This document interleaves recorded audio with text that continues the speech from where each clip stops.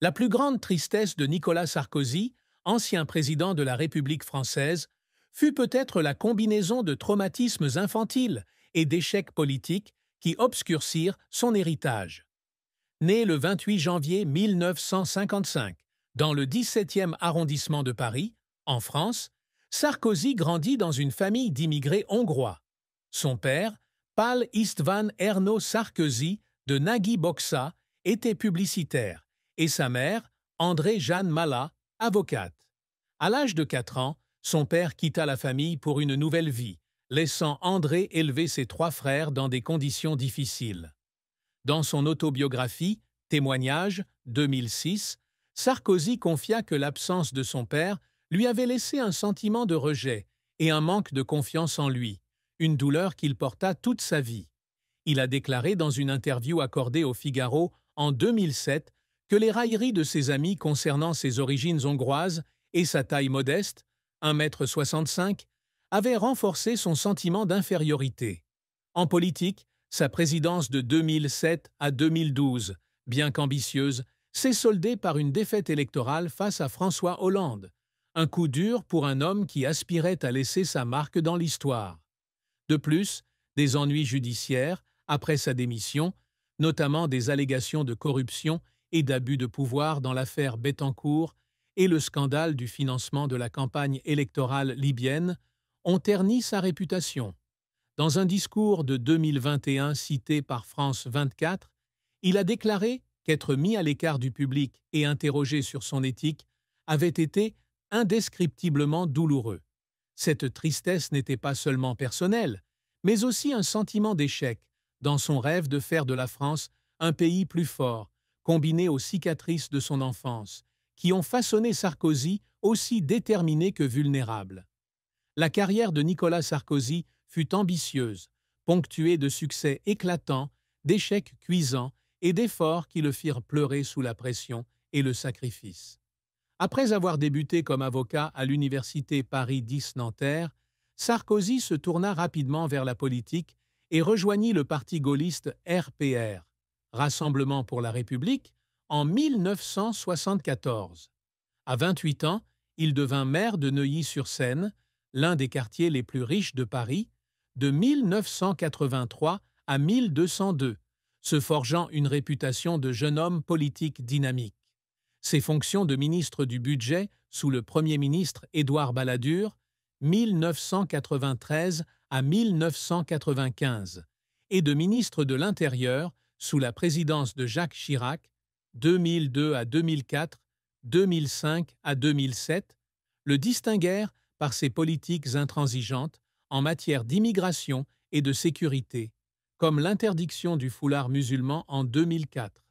Sa victoire à l'élection présidentielle de 2007 face à Ségolène Royal, avec 53% des voix, fut l'apogée de sa carrière, faisant de lui le 23e président de la République française à l'âge de 52 ans.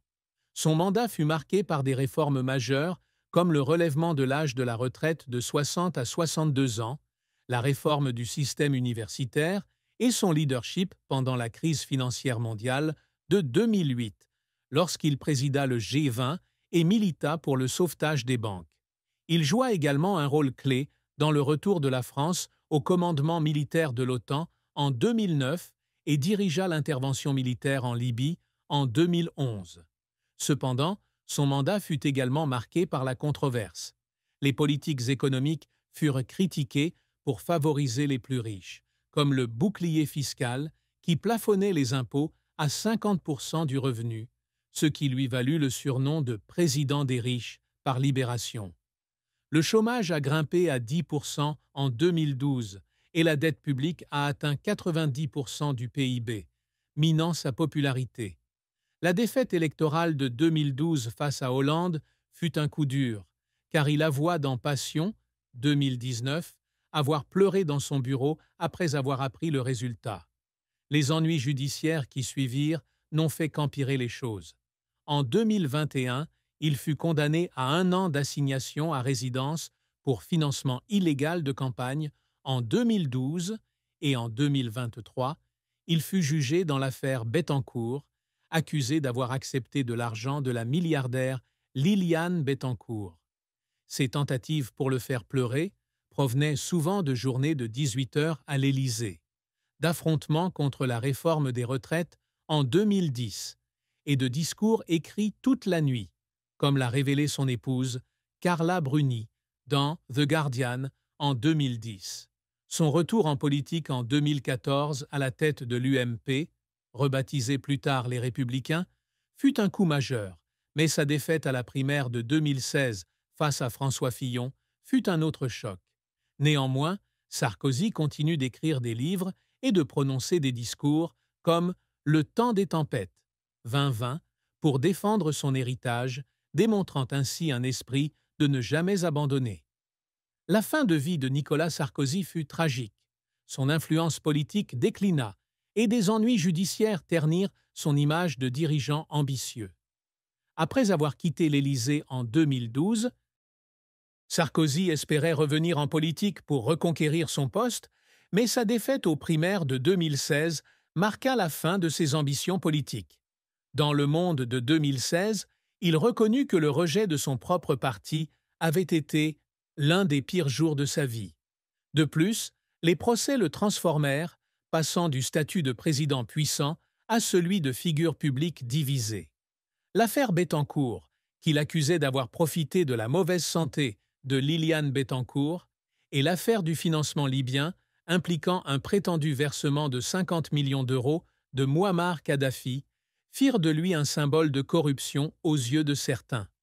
Bien qu'il ait nié toutes les accusations et qualifié les procès de chasse aux sorcières dans une interview accordée à TF1 en 2021, son image fut gravement écornée. Cette triste fin fut non seulement une perte de pouvoir, mais aussi un sentiment de trahison de la part du système qui l'avait servi, car il écrivit dans Passion qu'il se sentait comme un guerrier abandonné sur le champ de bataille. Ce déclin, bien que non la mort, fut un chapitre tragique de l'histoire d'un homme qui rêvait de changer la France. L'amour et les mariages de Nicolas Sarkozy furent des montagnes russes, avec 3 mariages et de profonds chagrins.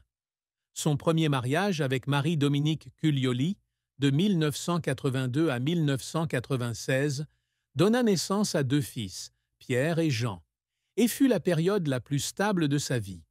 Cependant, leur relation se brisa lorsque Sarkozy entama une liaison avec Cécilia Attias, qu'il épousa en 1996 après son divorce.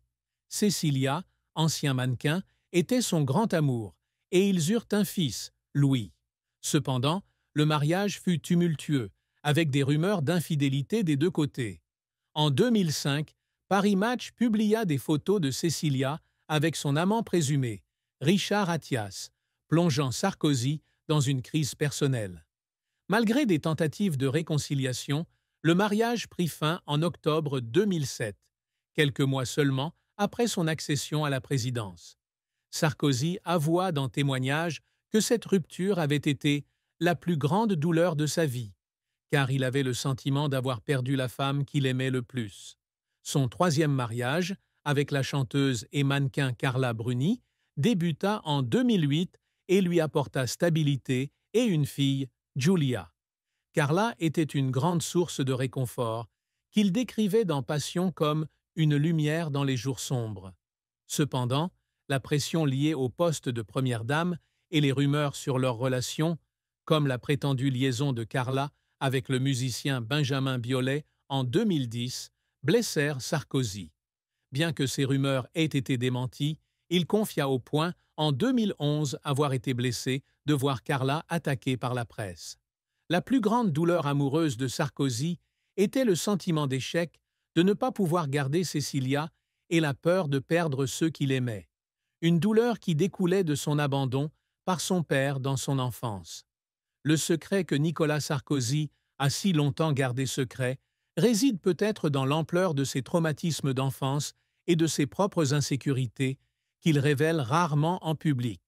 Bien qu'il ait évoqué ouvertement l'abandon de son père dans Témoignages, il en a souvent minimisé l'impact, affirmant l'avoir surmonté par sa seule volonté. Cependant, dans Passion, il a révélé avoir toujours ressenti le besoin de faire ses preuves pour compenser ce rejet. Un autre secret réside dans sa relation compliquée avec son fils aîné, Pierre, un célèbre DJ. Selon Closer, en 2015, Pierre a eu du mal à sortir de l'ombre de son père, et Sarkozy a gardé les tensions dans leurs relations privées pour préserver l'image de la famille. Sarkozy a peut-être caché l'ampleur de son stress pendant sa présidence, notamment pendant la crise financière de 2008. Carla Bruni a révélé dans Le Guardian en 2010 qu'il souffrait souvent d'insomnie et était obsédé par la nécessité de prendre les bonnes décisions, mais qu'il apparaissait toujours confiant en public. Un autre secret concernait les transactions financières douteuses pendant la campagne électorale, comme l'affaire Big Malion, où l'entreprise était accusée d'avoir créé de fausses factures pour dissimuler des dépenses excessives. Bien que Sarkozy ait nié en connaître les détails, les enquêteurs pensent qu'il était peut-être au courant de certaines irrégularités, mais qu'il a choisi de garder le silence, a rapporté Reuters en 2021. Ces secrets, bien que non entièrement publics, révèlent un Sarkozy complexe, qui a tenté de maintenir une image forte, malgré le traumatisme et la pression qu'il subissait. Les réalisations de Nicolas Sarkozy témoignent de son ambition de transformer la France en une nation moderne et de son propre statut de grand dirigeant. Sa victoire à l'élection présidentielle de 2007 a marqué une étape majeure, faisant de lui l'un des plus jeunes présidents de l'histoire de France. Ses réformes, telles que le relèvement de l'âge de la retraite et la refonte du